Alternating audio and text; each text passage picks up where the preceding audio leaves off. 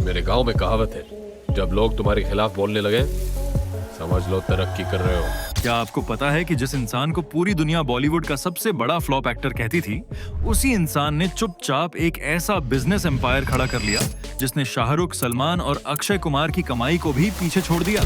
क्या आपको पता है कि जब सदी के महानायक अमिताभ बच्चन पाई पाई को मोहताज हो गए थे, तब उनके इसी बेटे ने अपनी पढ़ाई छोड़कर कैसे पूरे परिवार को सड़क पर आने से बचाया था।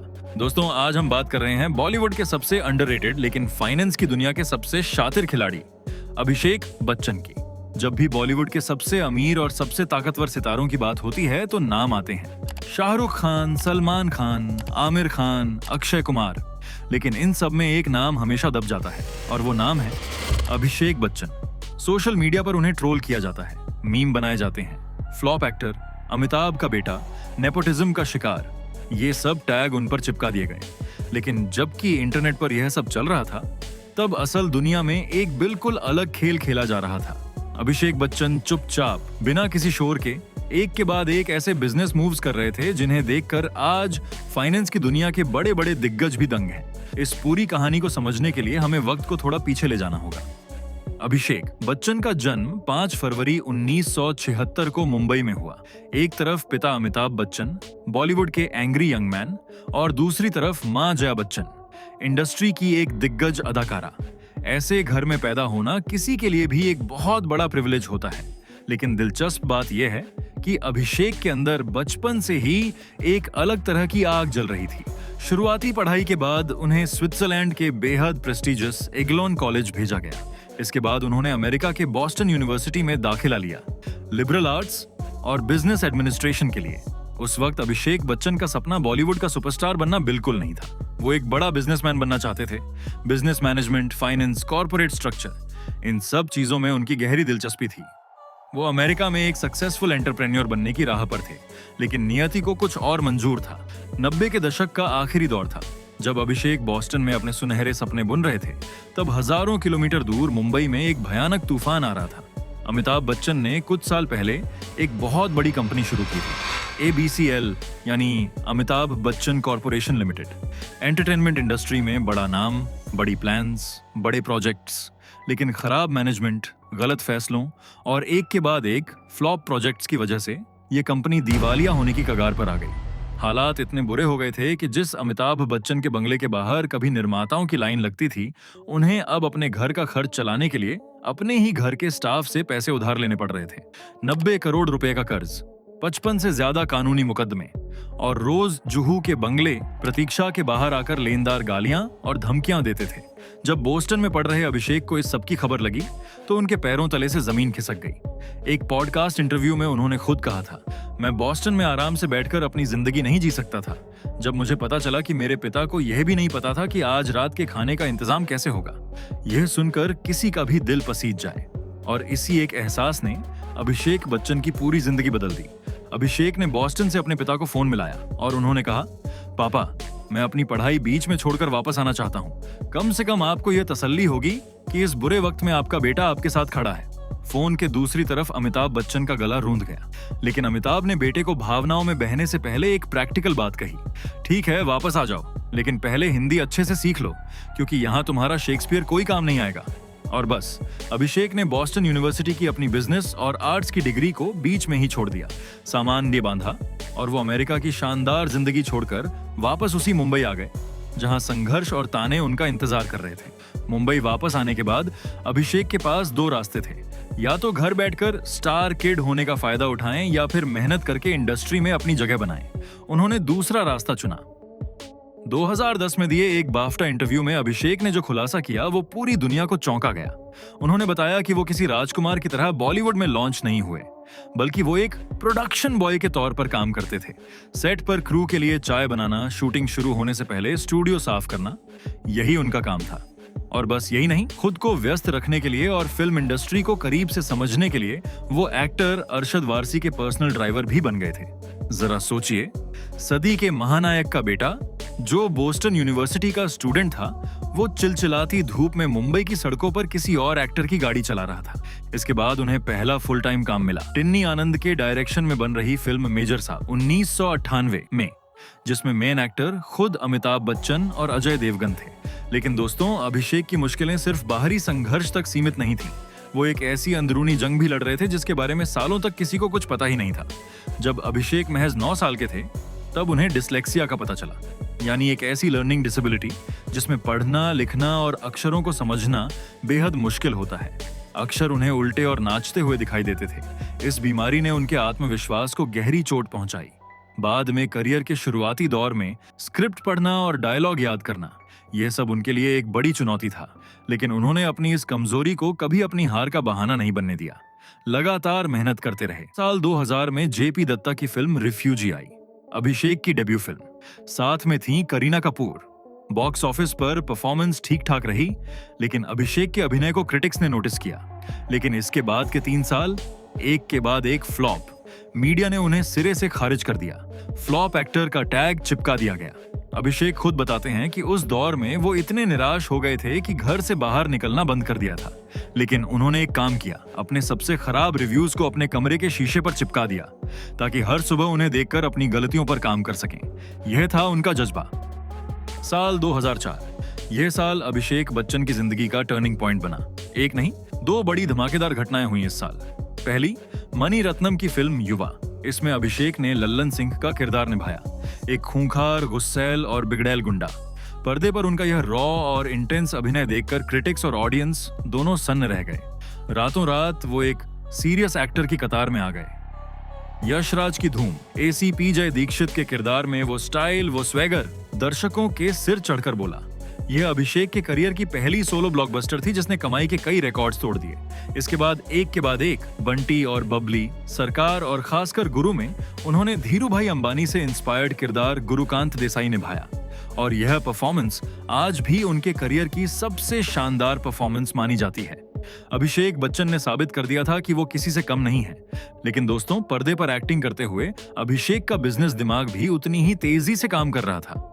फिल्मों की शूटिंग के साथ साथ वो चुपचाप अपने पिता की दिवालिया हो चुकी कंपनी BCL को भी संभाल रहे थे।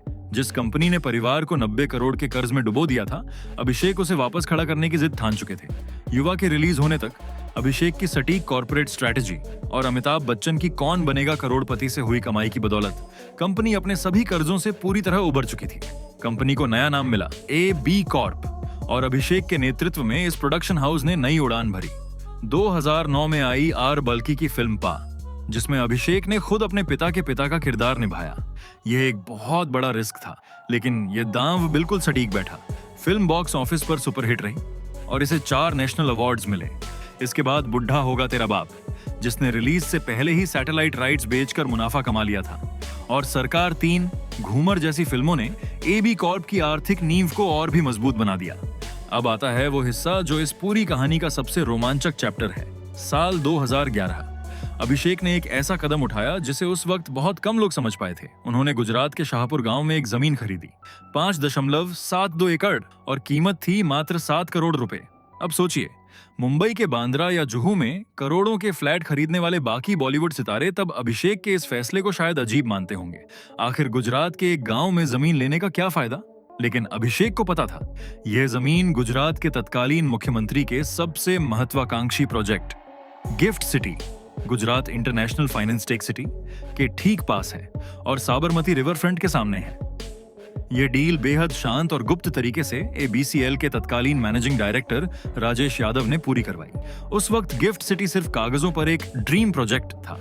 चारों तरफ धूल फांकते खाली मैदान थे। अभिषेक बच्चन के बिजनेस करने की सबसे बड़ी स्ट्रेंथ है धैर्य। वो शॉर्ट टर्म फायदे के पीछे नहीं भागते।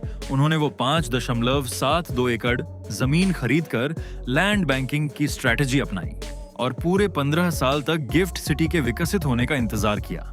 जैसे जैसे साल बीतते गए, गिफ्ट सिटी एक ग्लोबल फाइनेंशियल और IT हब बनता गया। बड़े बड़े इंटरनेशनल बैंक्स, एक्सचेंजेस और IT कंपनीज ने वहां अपने दफ्तर खोले और 2026 में जो जमीन 7 करोड़ में खरीदी थी, उसकी अनुमानित कीमत बाजार में 210 करोड़ रुपए पार कर गई, यानी 3000% का रिटर्न। बिजनेस की दुनिया के दिग्गजों ने माना कि यह रिटर्न बॉलीवुड की किसी भी ऑल टाइम ब्लॉकबस्टर फिल्म के मुनाफे से कई गुना ज्यादा है। लेकिन अभिषेक सिर्फ जमीन खरीदकर बेचने वाले इन्वेस्टर नहीं है। जनवरी 2026 में उन्होंने रियल एस्टेट की दुनिया में एक नए चैप्टर की शुरुआत की। उन्होंने यह जमीन सीधे बेचने के बजाय मुंबई के जाने माने रियल एस्टेट डेवलपर आनंद पंडित की company Shri lotus developers and realty limited के साथ एक ऐतिहासिक समझौता किया। यही वो आनंद पंडित हैं जिनके साथ अभिषेक की दोस्ती फिल्म द बिग बुल के निर्माण के दौरान गहरी हुई थी। यह एक प्रॉफिट शेयरिंग एग्रीमेंट है। उस 210 करोड़ की जमीन पर अब 10 लाख स्क्वायर फीट से भी बड़ा एक ultra luxury mix use project बनेगा, जिसमें प्रीमियम घर, मल्टीनेशनल कंपनीज के ए ग्रेड ऑफिस और हाई एंड रिटेल स्पेस होंगे। सबसे खास बात, जमीन पूरी तरह अभिषेक के ओनरशिप में रहेगी और निर्माण का पूरा खर्च आनंद पंडित की कंपनी उठाएगी। ये विशाल प्रोजेक्ट तो उनके रियल एस्टेट एम्पायर का बस एक हिस्सा है। जुहू स्थित उनका खानदानी बंगला वत्सा, जो पहले सिटी बैंक को किराए पर था, अब भारत के सबसे बड़े बैंक SBI को 15 साल की लंबी लीज पर दे दिया गया है। उस बंगले के सिर्फ ग्राउंड फ्लोर की प्रॉपर्टी का मंथली किराया है 18.90 लाख रुपए। और इस एग्रीमेंट में यह शर्त भी है कि हर 5 साल में यह किराया 25% बढ़ेगा। बैंक ने एडवांस में 2.26 करोड़ का सिक्योरिटी डिपॉजिट भी जमा करवाया है। सोचिए, ये पैसिव इनकम किसी ए लिस्ट एक्टर की प्राइमरी कमाई से कहीं ज्यादा मजबूत है। रियल एस्टेट के अलावा अभिषेक की नजर हमेशा फ्यूचर की टेक्नोलॉजीज पर भी रही है, और इसका सबसे बड़ा सबूत मिला साल 2015 में। उन्होंने सिंगापुर की एक ऐसी कंपनी में निवेश किया जिसके बारे में भारत में उस वक्त शायद ही कोई जानता था, मेरिडियन टेक PTE। बच्चन परिवार ने मिलकर इसमें लगभग $2.5 लाख यानी करीब 1.5 करोड़ रुपए का निवेश किया। 2017 के अंत में एक बड़ा ट्विस्ट आया। बच्चन परिवार के उस 1.5 करोड़ के छोटे से निवेश की कीमत उड़कर $17.5 मिलियन यानी लगभग 114 करोड़ रुपए हो गई। ये कोई फिल्म की कहानी नहीं थी, यह था अभिषेक बच्चन के पोर्टफोलियो का एक जीता जागता सच। उनकी नजर किसी भी वॉल स्ट्रीट इन्वेस्टर से कम नहीं है। फरवरी 2026 में नई दिल्ली में हुए ET now global business summit में अभिषेक बच्चन को बतौर मुख्य वक्ता बुलाया गया। वहां जर्नलिस्ट सुमिता करियर ने उनसे उनके इन्वेस्टमेंट का रहस्यमय मंत्र पूछा। अभिषेक ने बेहद सहजता से अपनी फिलॉसफी दुनिया के सामने रखी। मैं सिर्फ उसी कंपनी में निवेश करता हूं जिसके प्रोडक्ट या सर्विस का मैं खुद अपनी असल जिंदगी में रोजाना इस्तेमाल करता हूं। अभिषेक हाइप या ब्रांड वैल्यू देखकर पैसे नहीं लगाते, वो अपने विश्वास और असल कंज्यूमर एक्सपीरियंस के पीछे पैसा लगाते हैं। इसी फिलॉसफी का सबसे मजेदार उदाहरण था स्विगी में उनका निवेश। समिट में उन्होंने जो खुलासा किया वो सबको हैरान कर गया। अभिषेक ने बताया कि उन्हें मुंबई के इलाके का मशहूर मामलेदार मिसल बहुत पसंद है और वो लगभग हर सुबह नाश्ते में स्विगी से ये मिसल पाव ऑर्डर करते थे। एक दिन नाश्ता करते हुए उनके बिजनेस दिमाग ने एक कैलकुलेशन की। स्विगी की डिलीवरी स्पीड, सर्विस क्वालिटी और प्लेटफॉर्म एक्सपीरियंस बेहद शानदार है। वो हर महीने इस सर्विस पर इतना पैसा खर्च कर रहे हैं तो क्यों ना इसका कुछ हिस्सा वापस कमाया जाए। उन्होंने तुरंत स्विगी के मैनेजमेंट को कॉल किया और कहा, दोस्त, आप हर सुबह मेरे घर डिलीवरी करते हो, तो क्या मैं आपकी कंपनी में इन्वेस्ट कर सकता हूं? अगस्त 2024 में बच्चन परिवार ने स्विगी में बड़ी हिस्सेदारी खरीद ली और टाइमिंग एकदम मास्टर स्ट्रोक। कुछ ही महीनों बाद नवंबर 2024 में स्विगी का IPO आया और उन्होंने इस ब्लॉकबस्टर लिस्टिंग से एक सफल एग्जिट लेते हुए भारी मुनाफा कमाया। स्विगी जैसी ही एक दिलचस्प कहानी है नागिन सॉस की। यह एक पूरी तरह से स्वदेशी इंडियन हॉट सॉस ब्रांड है जिसकी शुरुआत 2019 में हुई थी।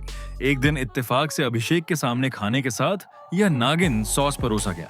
जब उन्होंने चखा तो उसका तीखा और असली भारतीय स्वाद उन्हें इतना पसंद आया कि वो इसे अपने रोज के खाने में इस्तेमाल करने लगे। एक आम इंसान बस उस सॉस की तारीफ करके रुक जाता है, लेकिन एक बिजनेसमैन हमेशा उसमें एक मौका तलाशता है। अभिषेक ने इंटरनेट पर इसके बारे में पढ़ा, ब्रांड के ओनर से मिले और जब कंपनी अपनी पहली फंडिंग राउंड जुटा रही थी तब उन्होंने एक स्ट्रेटेजिक पार्टनर के तौर पर बड़ा निवेश कर दिया। आज यह ब्रांड करोड़ों की कमाई कर रहा है। और दिलचस्प बात, खुद अमिताभ बच्चन भी कई बार अपने नाश्ते की फोटो सोशल मीडिया पर पोस्ट करते हैं जिसमें नागिन सॉस की बोतल साफ दिखती है। यानी इस छोटे से ब्रांड को मुफ्त में करोड़ों का ग्लोबल प्रमोशन मिल जाता है। अभिषेक के इन्वेस्टमेंट जर्नी का सबसे सुनहरा चैप्टर स्पोर्ट्स की दुनिया में लिखा गया। साल 2014 में जब प्रो कबड्डी लीग शुरू हुई तो जहां बाकी बॉलीवुड सितारे IPL और क्रिकेट के पीछे भाग रहे थे, वहीं अभिषेक ने एक ऐसे खेल पर दांव लगाया जिसे लोग लगभग भुला चुके थे, कबड्डी। उन्होंने जयपुर पिंक पैंथर्स नाम की एक टीम खरीदी। उस वक्त कबड्डी में पैसा लगाना एक बहुत बड़ा रिस्क माना जाता था। शुरुआती निवेश था लगभग 5 से 6 करोड़ रुपए, लेकिन अभिषेक ने सिर्फ पैसा नहीं लगाया, वो हर मैच में एक सच्चे मेंटर, चीयर लीडर और मालिक की तरह मैदान में खड़े रहे।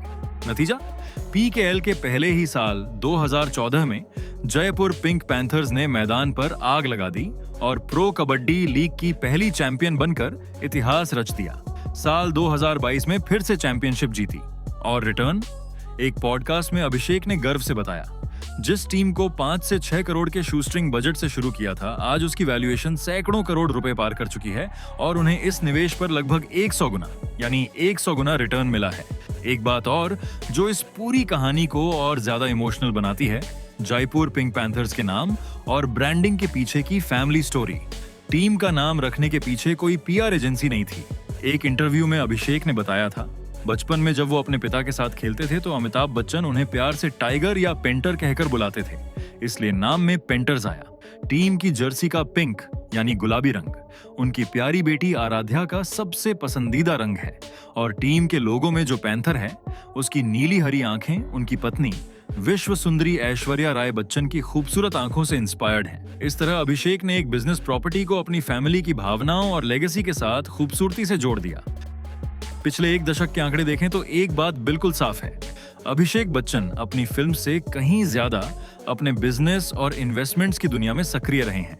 एक बिजनेस समिट में उन्होंने बेबाकी से कहा था, उनके पिता के जमाने में एक्टर्स की कमाई का एकमात्र जरिया सिर्फ फिल्म्स हुआ करती थीं। उस दौर में अगर कोई फिल्म फ्लॉप हो गई तो घर का चूल्हा जलाना मुश्किल हो जाता था और मजबूरन खराब फिल्म्स भी करनी पड़ती थीं। लेकिन आज अभिषेक ने मल्टीपल इनकम स्ट्रीम्स खड़े कर लिए हैं। ये सब उन्हें हर साल बिना कैमरा के सामने जाए करोड़ों रुपए की पैसिव इनकम दे रहा है। दोस्तों, अब अगर हम इस पूरे सफर को एक फ्रेम में रखकर देखें तो ये किसी हॉलीवुड फिल्म की कहानी से कम नहीं लगती। और दोस्तों, अगर आपको बॉलीवुड के इन अनकही कहानियों और गहरे राजों को जानना पसंद है तो अभी इस वीडियो को लाइक करें और हमारे चैनल को सब्सक्राइब करके बेल आइकन दबाना न भूलें।